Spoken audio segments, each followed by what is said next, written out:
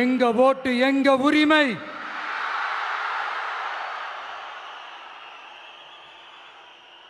எங்களை யாரும் விலைக்கு வாங்க முடியாது.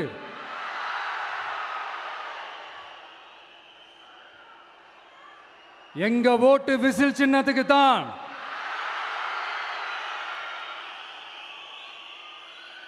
யாரையும் நம்பி ஏமாற மாட்டோம். எங்க வார்த்தையிலிருந்து மாற மாட்டோம். இது நிஜம். தேங்க்யூ.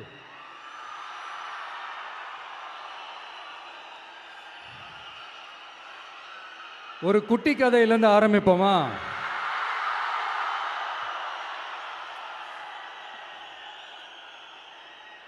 ஒரு பெரிய ஊர், ஒரு 4 ரோடு ஜாயிண்ட் ஆகிற மாதிரி ஒரு ஜங்ஷன்,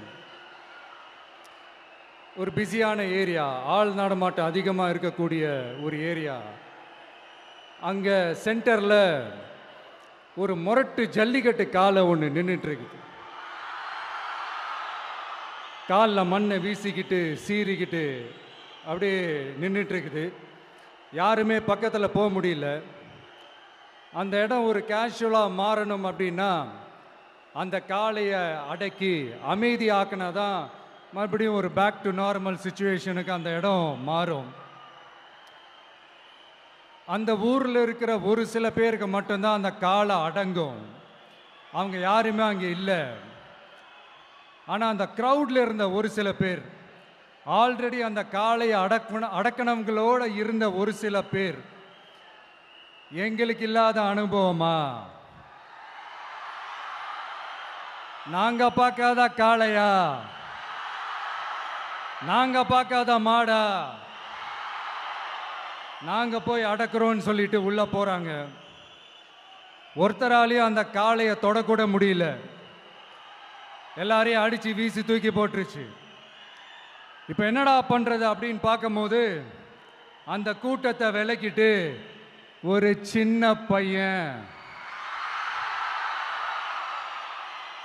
ஒரு என்ட்ரி ஒன்று கொடுக்குறான். உங்களுக்கு தான் தெரியும்ல, டேய் எங்களாலே முடியல, நீ எல்லாம் என்னத்தை போய் கிழிக்க போற? எங்களுக்கு அவ்வளோ அனுபவம் இருக்குது, நாங்களே அடிபட்டு ஓரமாக படுத்து கிடக்கிறோம், இவன் விளையாட்டுத்தனமா ஏதோ பண்ணிட்டு கிடக்கிறான், பாவம் அந்த காளைகிட்ட போய் அடிபட்டு சாவ போறான், பச்சா பையன், அந்த பையன், இந்த பையன், அண்டர் எஸ்டிமேட் பண்றது, ஏளனமா பேசுறது, இப்படி ஒரு பக்கம். இன்னொரு பக்கம் பரிதாபப்பட்டு, ஐயோ பாவமே, இப்படி தனியா போய் மாட்டிக்கிட்டானே அந்த காளைகிட்ட, என்ன பண்ண போறானோ அப்படின்ட்டு ஒரு பக்கம் பரிதாபப்பட்டு பேசுறாங்க. அந்த சின்ன பையன் எதுவுமே காதலையே போட்டுக்காம 2 பாக்கெட்லையும் கையை விட்டுக்கிட்டு ஸ்டைலா கெத்தா தில்லா அப்படியே உள்ள போறான். ஒரு ஸ்டெப் எடுத்து வைக்கிறான், அந்த காலை அப்படியே சீறிக்கிட்டே நின்றுட்டு இருக்குது. இன்னொரு ஸ்டெப் எடுத்து வைக்கிறான், காலை அப்படியே சீறிக்கிட்டே முன்னாடி வருது. மக்கள் எல்லாரும் பதட்டத்தோடு அப்படியே பார்த்துட்டு இருக்கிறாங்க. இன்னொரு ஸ்டெப் எடுத்து வைக்கிறான், காலை அப்படியே முட்டை வரும்போது பாக்கெட்டுக்குள்ள மறைச்சி வச்சிருந்த 2 புல்லுக்கட்டு அதை அந்த காளை கிட்ட காட்டுறான். காளை அப்படியே சடனா வந்து நின்று அது மூடெல்லாம் மாறி அந்த புல்லுக்கட்டை சாப்பிட ஆரம்பிச்சிருச்சு. அந்த சின்ன பையனும் அந்த காளையை அப்படியே தடவிக்கிட்டே வரான். காளையும் பக்கத்தில் ஒரு குழந்தை மாதிரி நடந்து வந்துக்கிட்டு வருது. பக்கத்தில் இருந்த ஒரு வயல்வெளியில் அந்த காளையை மேய விட்டுட்டு வரான். மக்கள் எல்லாரும் அந்த பையனை ஆச்சரியமாக பார்க்குறாங்க. அந்த அடிபட்டு கிடந்த அந்த அனுபவசாலிங்க தலையை தொங்க போட்டு நின்றுட்டு இருக்கிறாங்க. ஏன்னா பேசின பேச்சு அப்படி. வாய் இருக்குன்றதுக்காக நக்கலுமா நையாண்டியுமா நச நச நச நசன் ஒரே பேச்சு. என்ன பண்றது, தலையை குனிஞ்சு அப்படியே நின்றுட்டு இருக்கிறாங்க. அங்கே ஒரு பெரியவர் வர்றார். வந்து அந்த பையன்கிட்ட கேட்குறாரு, எப்படிப்பா இப்படி ஒரு முரட்டு காலை சீறிட்டு நின்றுட்டு இருந்தது, எப்படி அந்த காளையை அடக்கின அப்படின்னு கேட்டதுக்கு அந்த பையன் சொல்கிறான், ஐயா எனக்கு அந்த காளையை பார்த்தா கோபமாக இருந்த மாதிரிலாம் எனக்கு தெரியல, அந்த காலை பசியோடு இருந்த மாதிரி இருந்தது, அதனால தான் அந்த புல்லுக்கட்டை காமிச்சவனை ஓகே நமக்கு தேவையானது கிடச்சிருச்சு அப்படின்னோடனே அந்த புல்லுக்கட்டை சாப்பிட்டுட்டு நம்மளோட அப்படியே ஜாலியாக வாக்கிங் வந்துருச்சு அப்படின்னு சொன்னான். இதை கேட்ட அந்த பெரியவர் சொன்னாராம், இந்த சின்னவங்க பெரியவங்க அனுபவம் இருக்கிறவங்க அனுபவம் இல்லாதவங்க இதெல்லாம் விஷயமே கிடையாது. யாராக இருந்தாலும் அந்த சூழலுக்கு ஏற்ற மாதிரி அந்த சிச்சுவேஷனுக்கு தகுந்த மாதிரி என்ன பண்ணி அந்த ப்ராப்ளமை சால்வ் பண்ணுறான், ஏது பண்ணி அந்த ப்ராப்ளமை சால்வ் பண்ணுறான், அதுதான் விஷயமே, அதுதான் மேட்ரு. ஸோ நீ சூப்பர்ப்பா, என்ன ப்ராப்ளம் வந்தாலும் நீ சால்வ் பண்ணிடுவ அப்படின்னு முதுகில் தட்டி கொடுத்துட்டு அந்த பெரியவர் போகிறார். இப்போ அந்த கதையில் அந்த முரட்டு ஜல்லிக்கட்டு காலை தான் நம்ம தமிழ்நாட்டு அரசியல் களம். அந்த பெரியவர் தான் நம்ம தமிழக மக்கள். அந்த பாக்கெட்டுக்குள்ள ஸ்டைலா தில்லா கெத்தா ஒருத்தன் உள்ள வந்தான் பாருங்க, அவன்தான்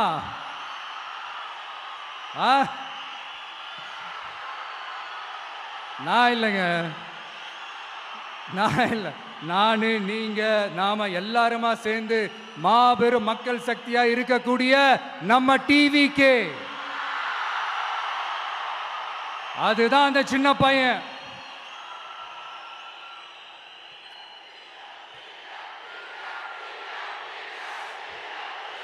தேங்க்யூ தேங்க்யூ தேங்க்யூ.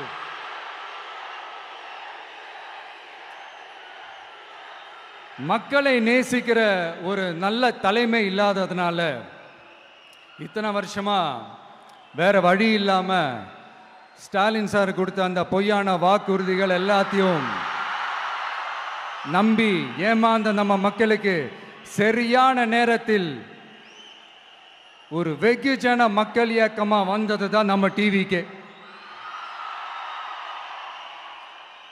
அந்த முரட்டு ஜல்லிக்கட்டு கால கதை ஏன் சொன்னோம், எதுக்கு சொன்னோம், யார் யாருக்கெல்லாம் சொன்னோங்கிறது புரிய வேண்டியவங்களுக்கு புரியும்னு நினைக்கிறேன்.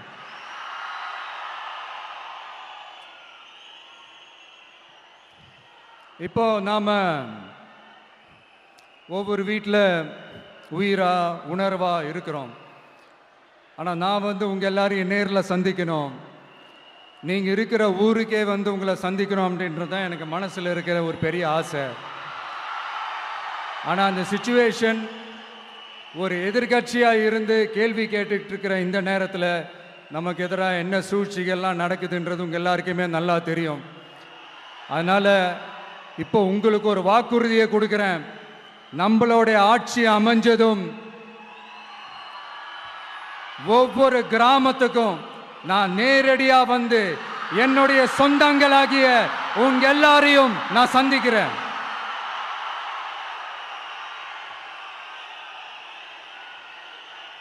கொஞ்ச நாளைக்கு முன்னாடி நம்ம ஸ்டாலின் சார் ஒரு உருட்டு ஒன்று உருட்டினாரு, நீங்க கேள்விப்பட்டிருப்பீங்க.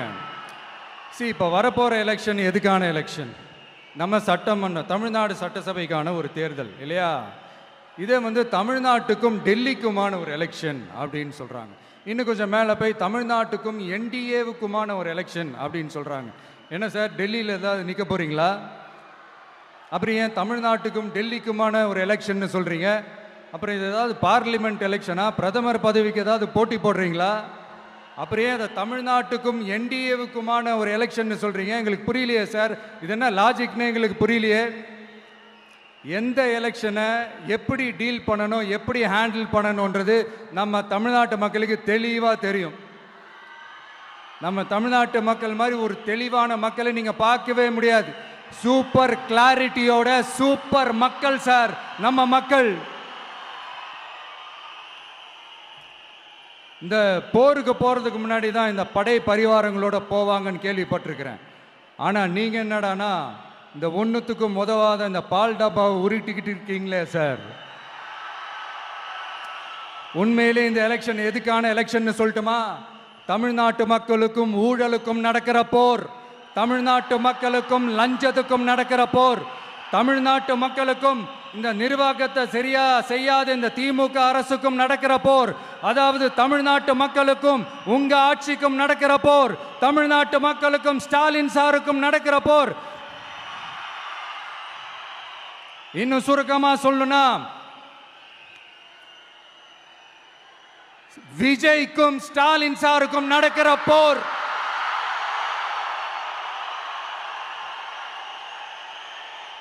இதுக்கு நடுவுல இந்த என்டிஏ டெல்லி இதெல்லாம் என்ன லாஜிக்னே புரிய மாட்டேங்குது சார். தமிழ்நாடு தான் விஜய், இந்த விஜய் தான் தமிழ்நாடு. தூய சக்தி டிவிகேவுக்கும் தீய சக்தி டிஎம்கேவுக்கும் தான் இந்த போர்.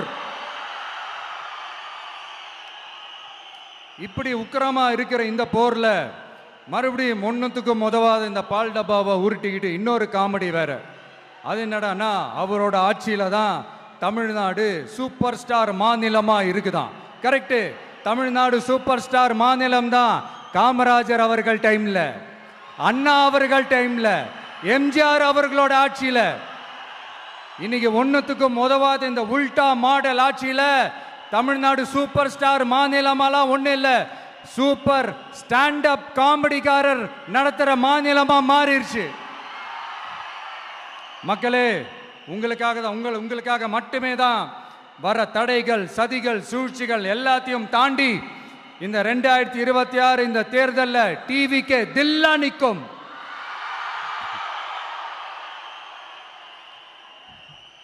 இதுவரைக்கும் நடந்த எலெக்ஷன் வேற, இப்போ நடக்க போற எலெக்ஷன் வேற. ஒவ்வொரு 5 இயர்ஸுக்கும் நடக்கிற எலெக்ஷன் மாதிரி இதை நினைச்சிடாதீங்க. 50 வருஷத்துக்கு ஒரு வாட்டி நடக்க போற ஒரு எலெக்ஷன் மாதிரி இது. அதிசய எலெக்ஷன். ஒரு எலெக்ஷன்ல அவங்களோட எதிரிகளை தான் எதிர்ப்பாங்க, அப்படிதான் எதிர்ப்பாங்க, அதுதான் யதார்த்தமும் கூட. ஆனா இந்த எலெக்ஷன்ல தான் ஒட்டுமொத்தமா எல்லாருமா சேர்ந்து ஒருத்தனை எதிர்க்கிறாங்க. ஒட்டுமொத்தமா எல்லாருமா சேர்ந்து இந்த விஜயை எதிர்க்கிறாங்க. ஏன்னா இந்த விஜய் ஊழலை எதிர்க்கிறான், லஞ்சத்தை எதிர்க்கிறான், மக்களோட மக்களா நிக்கிறான். அந்த மக்கள் அவன் கூட நிக்கிறாங்க. அந்த காண்டு எப்படி, அந்த காண்டு தான் ஒட்டுமொத்தமா எல்லாருமா சேர்ந்து ஒருத்தனை எதிர்க்க காரணம். நீங்க எப்படி வேணா எதிர்த்துக்காங்க, ஆனா போட்டி 2 பேருக்கு நடுவுல தான். ஒண்ணு இன்னொன்னு. இந்த எலெக்ஷன் டேல மேக்சிமம் என்ன பண்ணுவீங்க? போவீங்க, ஓட்டு போடுவீங்க, வருவீங்க, அவ்வளவுதான் உங்களுடைய பார்ட்டிசிபேஷன். ஆனா இந்த எலெக்ஷன்ல நீங்க பங்கெடுத்துக்க போறீங்க. எஸ், உங்க வீட்டில் இருக்கிற ஒரு விஜய் தான், உங்க வீட்டில் இருக்கிற ஒரு விஜய் தான் வேட்பாளரா நிக்க போறாங்க. உங்க வீட்டில் நிக்கிற ஒரு வேட்பாளர்னா அப்போ உங்க வீட்டில் இருக்கிற மற்றவங்க எல்லாருமே வாக்காளர்கள் தானே. உங்க அம்மா, உங்க அப்பா, உங்க அண்ணன், உங்க தம்பி, உங்க சொந்தம் டிவிக்கே வேட்பாளர் அப்படின்னா அப்போ உங்க ஓட்டு விசில் சின்னத்துக்கு தான் எல்லாருக்குமே தெரியும். ஏன், நம்மளோட எதிரிகளுக்கு கூட அது நல்லாவே தெரியும். அதனாலதான் நமக்கு எதிராக அவ்வளவு அவதூறு பரப்புறாங்க. என்னென்ன அவதூறு பரப்புறாங்கன்றது உங்களுக்கே நல்லா தெரியும். ஆனா அவங்களுக்கு தெரியாது, ஏன் மேல அவதூறு பரப்புனா அது மக்கள் மேல அவதூறு பரப்புற மாதிரின்னு. எனக்கு அரசியல் தெரியலன்னு சொன்னா அது மக்களுக்கு அரசியல் தெரியலன்னு சொல்ற மாதிரின்னு. என்ன அசிங்கமா பேசினா அது மக்கள் அசிங்கமா பேசுற மாதிரின்னு. எனக்கு எதிராக செய்யற ஒவ்வொரு செயலும் அது மக்களுக்கு எதிராக செய்யற செயல் அவங்களுக்கு தெரியாம போச்சு. இந்த விஜயும் மக்களும் வேறு வேறு இல்லை. இந்த விஜயும் மக்களும் ரத்தமும் சதையும் மாறி, உடலும் உயிரும் மாறி, ஒன்னிலிருந்து ஒண்ண பிரிக்கவே முடியாது. எஸ், சென்சிட்டிவான சென்டிமெண்ட், அது சென்சிட்டிவான சென்டிமெண்ட்.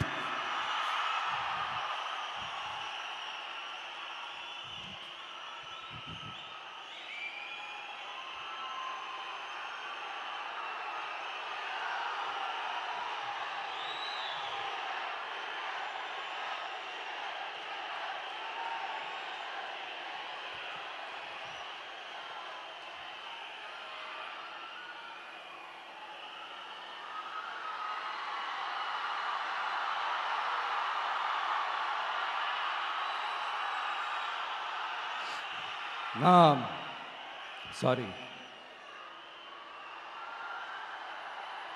இதை யாரும் அசைக்க முடியாது. மக்களை நேசிக்கிற விஜய் வேணுமா, மக்கள் விரோத ஆட்சி நடத்துற ஸ்டாலின் சார் வேணுமா? இந்த விஜய் நம்புறீங்களா, ஸ்டாலின் சார் நம்புறீங்களா? Proof, this is the proof.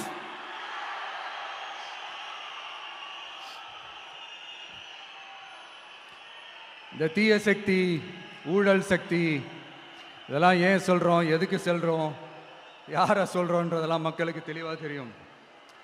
அதே மாதிரி டிவிகேவுக்கு போட்டி டிஎம்கே தான்றதும் மக்களுக்கு தெளிவாக தெரியும். அப்படி இருக்கும்போது நாம் ஏதாவது பேசினா வாண்டடா சில பேர் வந்து வண்டியில் ஏறி உட்காந்துக்கிறாங்க. ஆமாம், வாண்டடா சில பேர் வண்டியில் ஏறி உட்காந்துக்கிட்டு குரல் கொடுக்குறாங்க. சீரியஸாக ஒரு போட்டி நடந்துக்கிட்டு இருக்கும் போது இங்கே காமெடிக்கெல்லாம் இடம் இல்லை பாஸ். இதெல்லாம் மக்களுக்கு தெளிவாக தெரியும். இந்த நேரத்தில் ஒரு சீரியஸ் கேள்வியை இன்னைக்கு இருக்கிற மிகப்பெரிய அரசியல்வாதிங்க கிட்ட கேட்கணும்னு நான் நினைக்கிறேன். நீங்க அரசியலுக்கு வர்றதுக்கு முன்னாடி உங்ககிட்ட இருந்த சொத்து எவ்வளோ? அரசியலுக்கு வந்ததுக்கு அப்புறம் இன்னைக்கு உங்ககிட்ட இருக்கிற சொத்து எவ்வளோ? அதை ஓப்பனா டிக்ளேர் பண்ண முடியுமா? அப்படி வந்த காசெல்லாம் என்னென்ன தொழில் செஞ்சு வந்துச்சு, என்ன வேலை செஞ்சு வந்துச்சு, உண்மையிலே நீங்க உழைச்சி சம்பாதிச்ச காசா, இல்ல ஆட்சி அதிகாரத்துக்கு வந்ததுக்கு அப்புறம் ஆட்டைய போட்ட காசா? இதெல்லாம் ஓப்பனா டிக்ளேர் பண்ண முடியுமா? இதெல்லாம் நம்ம கேட்டா எல்லா ஊழல்வாதிகளும் ஒன்னா சேர்ந்து நம்ம மேல சேத்தவாரி வீசுவாங்க. அதை பத்திலாம் நமக்கு கவலை இல்லை. ஏன்னா நாம யாருன்னு மக்களுக்கு நல்லாவே தெரியும். எனக்கு ஒரு புது ஃப்ரெண்டு, புது நண்பர் ஒருத்தர் கிடைச்சிருக்கார். யார் தெரியுமா? தெரியாதா? முதல்வர் அவர்கள் தான். இப்போ ஒரு நிருபர் ஒருத்தர் கேட்ட கேள்விக்கு எனக்கு எதிரிகள்லாம் யாரும் இல்லை, அவங்க எல்லாருமே எனக்கு நண்பர்கள் தான் அப்படின்னு சொன்னாங்களே. அப்படி நாங்கெல்லாம் உங்களுக்கு நண்பர்கள்னா அப்புறம் ஏன் சார் கரூர் விஷயத்துல ஏன் மேல பழி தூக்கி போட்டீங்க?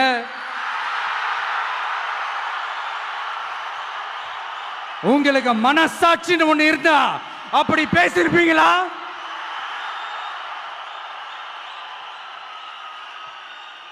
அப்படி நாங்களாம் உங்களுக்கு நண்பர்கள்னா ஒரு ஈவெண்ட், ஒரு ஃபங்க்ஷன் நடத்துறதுக்கு ஒரு இடமோ ஒரு பர்மிஷனோ ஏன் கொடுக்க மாட்டேன்றீங்க? எல்லாத்தையும் நீங்களே பண்ணிட்டு போற போக்கில் அப்படியே பொய்களா அடிச்சு விட்டுக்கிட்டு இருக்கீங்க. உங்களோட உண்மையான நண்பர்கள் யாருன்னு சொல்லட்டுமா? லஞ்சம், ஊழல், அரசியல் ஆதாயம், இதெல்லாம் தான் உங்களோட உண்மையான நண்பர்கள். பர்சனலா நீங்க எப்படி வேணா இருந்துக்கங்க சார், நமக்கு அதை பத்தி கவலை இல்லை, நமக்கு அது அவசியமும் இல்லை. ஆனா உங்க ஆட்சி தான் தப்பான ஆட்சி, தமிழ்நாட்டுக்கு தேவையில்லாத ஆட்சி. கொஞ்ச நாளைக்கு முன்னாடி கற்பனையா ஒரு விஷயம் ஒன்று சொன்னேன். இந்த முதல்வர் கூட விசில் சின்னத்துக்கு தான் வாக்களிப்பாரு அப்படின்ட்டு கற்பனையா ஒன்று சொன்னேன். ஆனா இன்னைக்கு நிஜமாவே நமக்கு ஆதரவா ஒரு கோஷத்தை எழுப்பியிருக்கிறாங்க. அது என்ன தெரியுமா? எங்க வாக்கு சாவடி வெற்றி வாக்கு சாவடியா. அதுக்கு அர்த்தம் என்ன தெரியுமா? எங்க வாக்கு சாவடி விஜய் வாக்கு சாவடின்னு அர்த்தம்.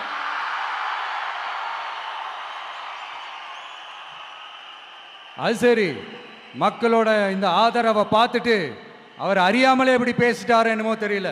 50 வருஷம் எக்ஸ்பீரியன்ஸ் அரசியல்ல, உண்மை என்னன்னு ஒத்துக்கிட்டு தானே ஆகணும்.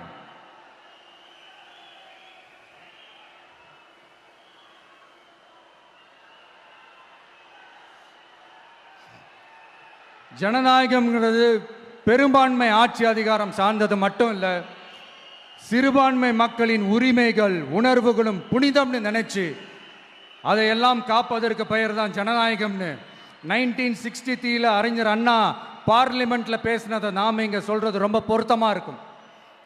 அறிஞர் அண்ணா சொன்னது தான் டிவிகேவோட நிலைப்பாடும். இந்த ஸ்டாண்ட்ல நாம 100% உறுதியா இருப்போம். யாருக்காகவும் எதுக்காகவும் இதுல சமரசமே கிடையாது.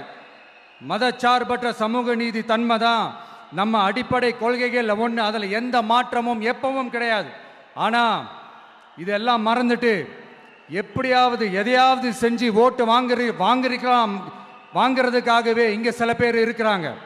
அவங்கள மாதிரி நமக்கு அப்படி சில பிரச்சனைகள்ல எரியற நெருப்புல எண்ணெய ஊத்துற எண்ணமே இல்ல.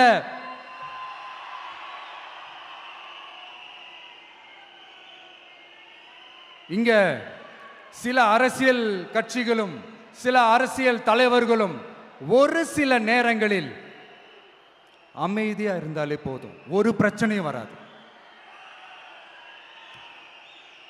இப்போ கரண்ட்ல இருக்கிற சில பிரச்சனைக்கு வருவோம். இந்த கரண்ட் பிரச்சனைக்கு வருவோம். மாசம் மாசம் கரண்ட் பில் கட்டுற மாதிரி மாத்துவோம்னு சொன்னீங்களே, செஞ்சீங்களா? நிறைய வீடுகளில் 100 யூனிட் தான் அந்த கரண்ட்டு செலவாகுது ஒரு மாசத்துக்கு. மாசம் மாசம் நீங்க அந்த பில்லு கொடுத்தீங்கன்னா அவங்களுக்கு அது ஃப்ரீ ஆயிடும். அவங்க அந்த காசு கட்ட தேவையே இல்லை. ஆனால் 2 மாசத்துக்கு ஒரு வாட்டி அந்த பில்லு கொடுத்தீங்கன்னா, இப்போ சப்போஸ் அது 200 யூனிட்டுக்கு மேலே போச்சுன்னா அது அவங்களுக்கு ஒரு மிகப்பெரிய சுமை தானே. இது எந்த கணக்கில் எடுத்துக்கிறது? ஒரு மாதிரி ஒரு மாடர்ன் கரப்ஷன் அப்படின்னு எடுத்துக்கலாமா? அடுத்து பஸ் வசதி. நிறைய கிராமங்களில் பஸ் வசதி இல்லைன்னு சொன்னா இந்த ஒட்டுமொத்த திமுக அரசும் கத்திக்கிட்டு வந்துருவாங்க. நாங்க பஸ் விடாத கிராமங்களே இல்லை அப்படின்னு சொல்லுவாங்க. அப்படியாவது உண்மை அப்படின்னா முதல்வர் அவர்கள் கிட்ட நம்ம தங்கச்சி ஒருத்தவங்க ஒரு கேள்வி கேட்டாங்களே, எங்க ஊருக்கு ஒரு மினி பஸ்ஸாவது விடுங்க சார் அப்படின்னு கேட்டாங்களே, அது எந்த கணக்கில் எடுத்துக்கிறது? நிறைய மலை கிராமங்கள்ல பஸ் வசதி இல்லை, நிறைய மலை கிராமங்கள்ல ஹாஸ்பிட்டல் வசதி இல்லை. இது ரெண்டுமே எவ்வளவு முக்கியமான ஒரு விஷயங்கள். பஸ் வசதியும் ஹாஸ்பிட்டல் வசதியும் இல்லாததுனால வீட்டிலேயே பிரசவம் பார்க்கிற அந்த ஆபத்து இருக்குதுன்னு எவ்வளவு நியூஸ் பார்க்கிறோம். இதெல்லாம் எந்த கணக்கில் சேர்த்துக்கிறது? அடுத்து இது எல்லா மீட்டிங்லையும் பேசுறதுதான், பெண்களுக்கு பாதுகாப்பு நம்பர் 1 இருக்குது தமிழ்நாட்டில் அப்படின்னு சொல்றாங்க. அப்புறம் அது என்ன, வி சேஃப் மாடலா? பெண்கள் என்ன சொல்றாங்க தெரியுமா? அது வி சேஃப் மாடல் இல்ல, வி ஆர் நாட் சேஃப் மாடல்னு சொல்றாங்க. இப்படி இருக்கிறப்போ தமிழ்நாட்டில் எங்க போனாலும் பெண்களுக்கு பாதுகாப்பு அப்படியே கொட்டி கிடக்குதான். இப்படி சொன்னா எப்படி சார்? கேட்கிறவங்க என்ன கேசரி சாப்பிட்றாங்க நினைச்சீங்களா?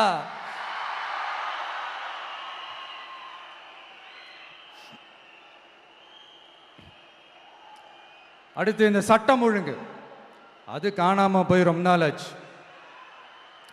இவன் வேற, இந்த விஜய் வேற, எங்க போனாலும் இந்த மக்கள் கிட்ட இந்த சட்டம் ஒழுங்கை பத்தி பேசி ஞாபகப்படுத்திக்கிட்டே இருக்கான்னு முதல்வர் அவர்கள் அவங்க கூட இருக்கிறவங்க கிட்ட எல்லாம் சங்கடப்பட்டாராம். நாம் என்ன பண்றது? நாம தான் தமிழ்நாட்டோட விசில் ப்ளோயர் ஆச்சே. நாம் எப்படி சைலண்டா இருக்க முடியும்? நாமளும் கேள்வியா கேட்கிறோம், ஆனா பதிலெல்லாம் வந்த மாதிரியே தெரியல. இருந்தா தானே வர்றதுக்கு, வச்சுக்கிட்டா வஞ்சனை பண்றாரு. 5 வருஷமா பதிலே சொல்லாம அப்படியே கடந்து வந்துட்டாரு. ஆனா இனிமே அப்படிலாம் இருக்க முடியாது, பதில் சொல்லி ஆகணும். மக்களே, இந்த தீய சக்தி, இந்த அட்ராசிட்டிய ஒரு எண்டு கார்டு போடணும் அப்படின்னா அவங்கள சுவிட்ச் ஆஃப் பண்றது தான் ஒரே சொல்யூஷன். அதுக்கான ரிமோட் தான் வரப்போற எலெக்ஷன். அந்த ரிமோட்ல நீங்க அழுத்த வேண்டியது ஒரே ஒரு ஆப்ஷன், அதுதான் நம்ம விசில் சின்னத்தோட பட்டன். இத 4 விஷயத்தை நீங்க செஞ்சாலே போதும். ஒவ்வொரு இவிஎம் மிஷின்லயும் விசில் சின்னத்துக்கு நேரா இருக்கிற அந்த பட்டனை பச்சக்கு பச்சக்கு பச்சக்குன்னு ஒரு அழுத்துங்க. எப்படி? அவ்வளவுதான். நாம காஞ்சிபுரத்தில் பேசும்போது நம்மளுடைய விஷன் என்னன்னு சொன்னோம். இப்போ அதனுடைய கண்டினியூஷனா சில விஷயங்கள் இங்க நான் சொல்லணும்னு ஆசைப்படுறேன்.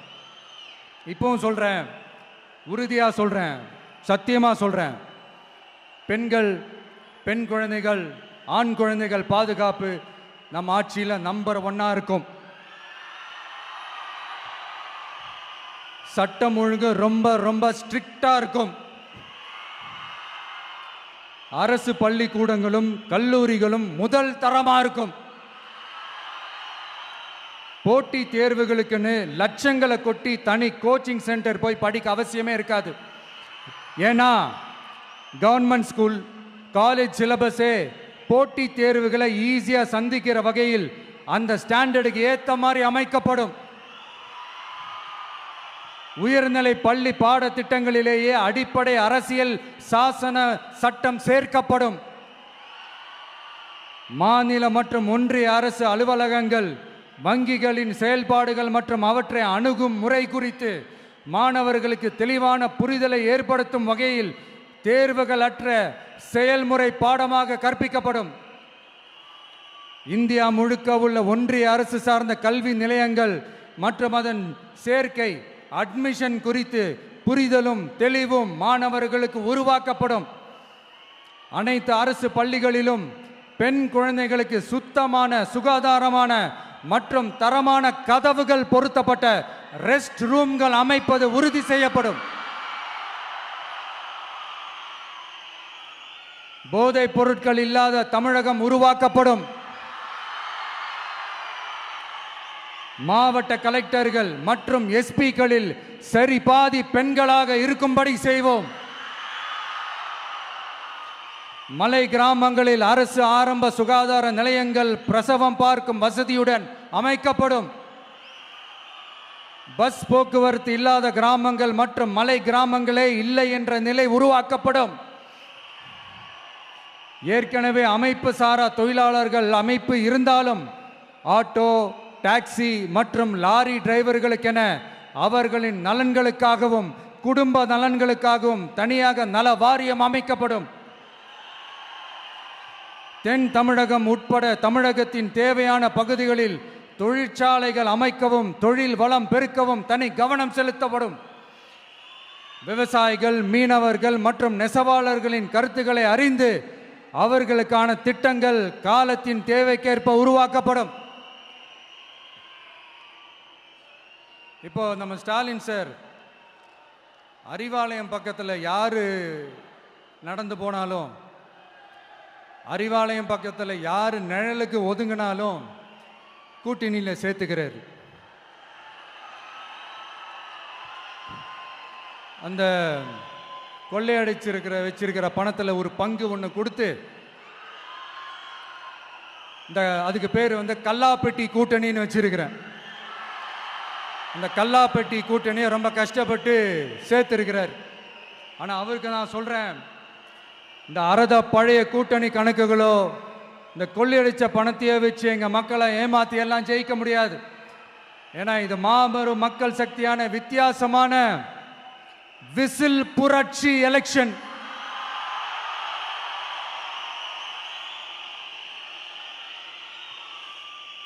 உங்களோட நான் இருக்கேன், நம்மளோட நம்ம மக்கள் இருக்கிறாங்க. இதுக்கு மேல என்ன வேணும்? கான்பிடென்டா இருங்க, நல்லதே நடக்கும், வெற்றி நிச்சயம். மீண்டும் சந்திக்கும் வரை நன்றி, வணக்கம். என் நண்பர்களே, ஒரு சின்ன ரிக்வெஸ்ட். நான் திருப்பி இங்கிருந்து 4 hours சென்னைக்கு போகணும். தயவு செஞ்சு யாரும் என் வண்டிக்கு பின்னாடியோ என் வண்டி சைட்லேயோ பைக்கில் வராதிங்க. உங்களை நான் கெஞ்சி கேட்டுக்கிறேன். தேங்க்யூ.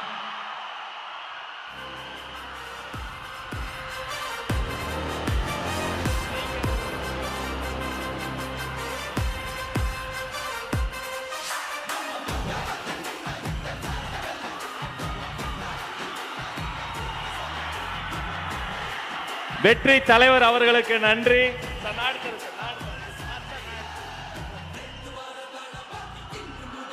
வேலூர் கழகத்தின் சார்பில் மாவட்ட கழக செயலாளர்கள் அண்ணன் வேல்முருகன் வெற்றிவேல் வீரவேலை வழங்குகிறார். அவரோடு நவீன், வினோத் கண்ணன்,